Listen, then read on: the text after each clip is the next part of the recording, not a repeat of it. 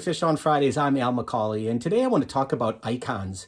You'll notice behind me is an icon of my favorite saint, Saint Teresa of Lisieux. I've done an episode on her a while back, and you can always check that out in our archives on our YouTube channel or our Facebook page. But I want to talk about icons for a lot of reasons. Now, let me back up a bit and say when I was, I taught theology in a Catholic high school in Milwaukee for 24 years.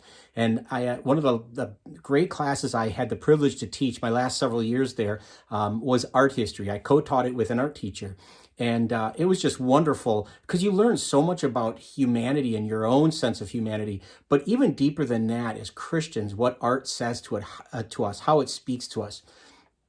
And we would have the students watch this interview with a really world-renowned art critic named Sister Wendy Beckett. She's a Roman Catholic nun. She's since passed away, but you may remember her from her PBS series. She had more than one series, and coffee table books. She's just a wonderful, humble, brilliant mind. But in this interview that we showed our students, there was one quote in particular that always stuck out to me. And she said, "All great art is a visual form of prayer." And I thought, what a great mindset to take to any kind of art you see. And I suppose that's any art. It's not just visual arts, it's performing arts, it's music as well, theater, things of that nature. But I want to talk specifically about the visual form of art known as icons. And there's been a controversial history with icons because just after the early church, icons were everywhere. Images of Christ and the saints, and certainly of Mary.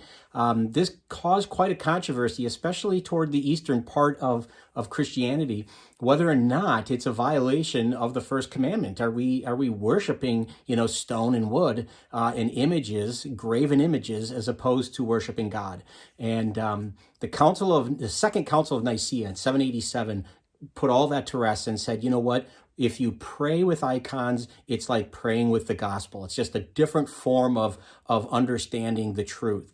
You can read the gospels and get the truth about Christ, or you can read, if you will, quote unquote, read art in these icons. And so I want to talk about that. I want to give you some insights into icons so it can hopefully bring you to a place where you can pray with them, because that's ultimately what we are to do with icons. As Christians, we look at icons in three ways. There are three major goals that we have with icons. Number one, we have to recognize that they're highly symbolic. These are not high school photographs of saints. Camera wasn't invented until the middle of the 19th century, so we don't know if this is what even people look like. Some of these saints from the early church, for instance. But these are symbolic, highly symbolic snapshots, if you will, or representations of people. They're not meant to be literal as much as they are symbolic. The second thing is to recognize that they are forms of prayer. We're called to pray with them. What lessons can we learn by the symbols that are encoded, if you will, in these icons? And then the third thing to remember about icons is that they all, like everything, like the Gospels, they are to draw us into relationship with Christ, into deeper worship of God. That's what icons are about. We don't praise or worship the stone, the wood, the colors. We learn from them, and they engage our senses in such a way that we can better approach God, better understand God, and take God into our lives, into our hearts, so that we can better live like Him. That's ultimately the goal and the purpose of praying with icons and understanding icons. Throughout the course of this episode, you're going to see several examples of icons that we'll put on display here for you to look at. But there's certain characteristics about all icons that are important to remember before you go to pray, to think about them in a meditative or a contemplative level. The first is this: there are no shadows at all in icons. They're very one-dimensional or two-dimensional at best, but there's no shadows, because there's no shadow with God. There's only perfection. So shadow would indicate sin or evil, and so there's none of that there. So you'll notice that there are no shadows, number one. Number two, you'll notice in icons there is no background. If there's a scene in an icon like of Jesus's baptism, they'll show you the rudimentary environment, but there's no background. Typically, that is to engage us in the person and what they believed and what their message was, specifically Jesus, to focus on the truth of Christ, not to be distracted by things that are going on in the background. So that's another thing you'll see in icons. You won't see shadows, and you won't see background. The third thing you won't see in icons almost invariably is you will not see open mouths. When the people are depicted, whether it's Christ or Mary, their mouths are always closed. The idea is not because they didn't talk, but it's to remind us to be silent, to approach this in a form of prayer, to approach the icon with a form of prayer, to let the symbols talk to us, let the colors speak to us.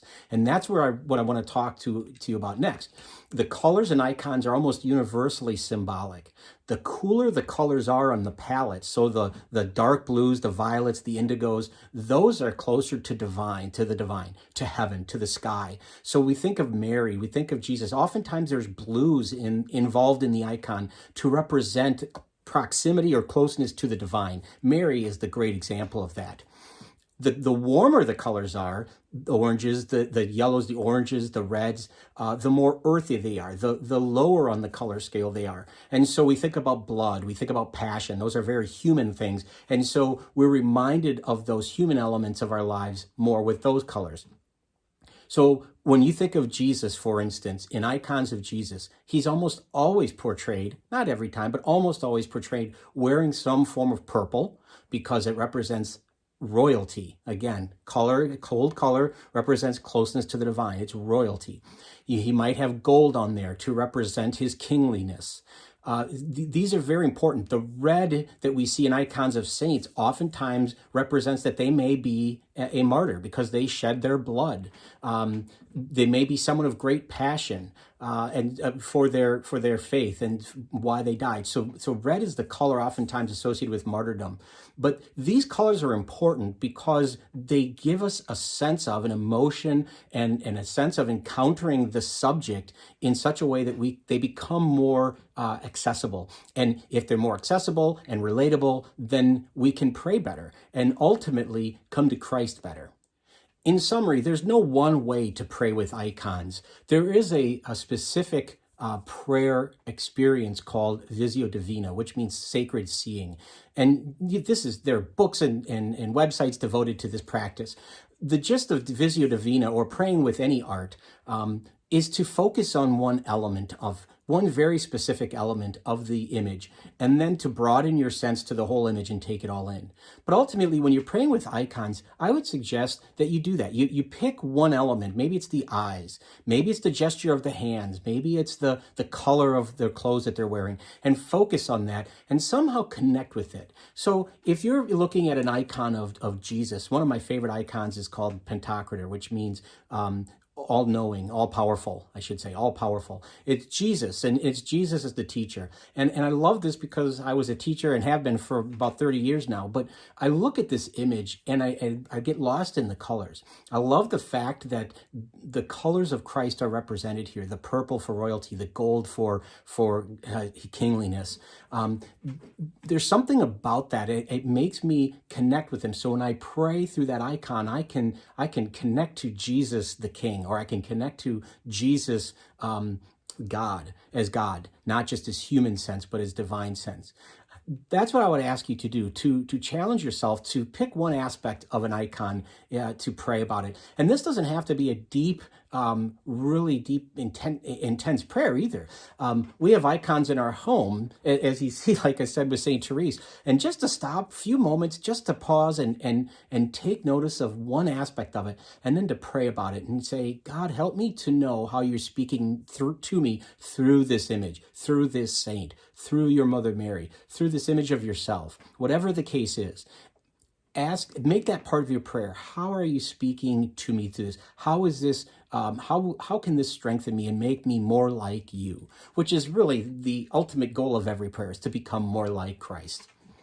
Thanks for watching. I hope this has been helpful. If you have any questions or comments, feel free to leave them. If you'd like to share this content with someone who you think might be interested, please feel free to do so.